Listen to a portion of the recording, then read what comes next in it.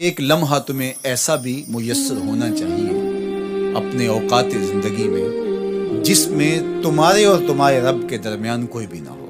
وَتَبَتَّلْ إِلَيْهِ تَبْتِيلًا، سب سے کٹ کے الگ تھلگ ہو کے بالکل یکسوئی کے ساتھ تم اپنی زندگی کے وہ لمحے اپنے رب کے ساتھ دو۔ جس طرح ایک روایت میں فرمایا لی مع اللہ وقت لا یسعنی فیہ نبی مرسل ولا ملک مقرب، میرا اور میرے رب کا معاملہ کبھی ایسا ہوتا ہے درمیان میں نہ کوئی فرشتہ ہوتا ہے نہ کوئی رسول اور پیغمبر ہوتا ہے، وہاں میرا اور میرے رب کا ہی معاملہ ہوتا ہے، تو یہ یکسوئی کے لمحات ہیں۔ تو ہمیں بھی حضور علیہ الصلوۃ والسلام کے سینے سے نور لے کے اپنی زندگی میں کچھ ایسے اوقات مقرر کرنے چاہیے، اور وہ بہترین وقت میرے رب نے خود بیان فرمایا ناشیۃ اللیل ہے، وہ سحری کا وقت ہے، وہ رات کے لمحے ہیں، وہ پچھلے پہر کی مبارک گھڑیاں ہیں جب رحمتیں چھم چھم اتر رہی ہوتی ہیں اور اللہ کی رحمتیں بندے کا استقبال کر رہی ہوتی ہیں۔ تو اس وقت اگر اللہ کے حضور کھڑے ہو کے ربط قائم کیا جائے تو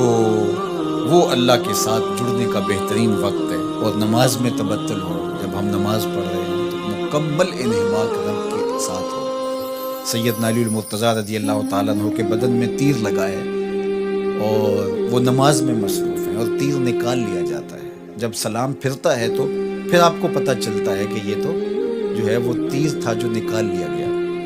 تو یہ انہماک ہے، رب کے ساتھ انہماک۔ اور وہ فرمایا گیا حدیث جبریل میں کہ اپنے رب کی اس طرح عبادت کرو کہ گویا تم اسے دیکھ رہے ہو، اور اگر یہ کیفیت پیدا نہیں ہوتی تو کم از کم یہ کیفیت تو ہو کہ وہ تمہیں دیکھ رہا ہے۔ فاتخذہ وکیلا، اور اسی کو کارساز بناؤ، اسی پر توکل، اسی پر بھروسہ، اپنے امور اسی کے سپرد کرو۔ جب اپنے امور اپنے رب کے سپرد کرنے کا مزاج پیدا ہو جاتا ہے، زندگی سوکھی ہو جاتی ہے۔ تدبیر کریں، اس کے لیے حکمت عملی ضرور آپ وضع کریں، لیکن کچھ کام کر کے اللہ پہ چھوڑ دیں۔ اور توکل بھی یہی ہے کہ آپ گھٹنا بھی باندھیں اور سپرد اللہ کے کریں، اسی کی طرف سے کام ہوتے ہیں اور وہی کارساز حقیقی ہے۔ تو فرمایا کہ فاتخذہ وکیلا، اسی کو کارساز بنا لیجئے اور اسی پر اپنے کاموں کو چھوڑ دیجئے۔ جو کشتیاں اس کے نام پر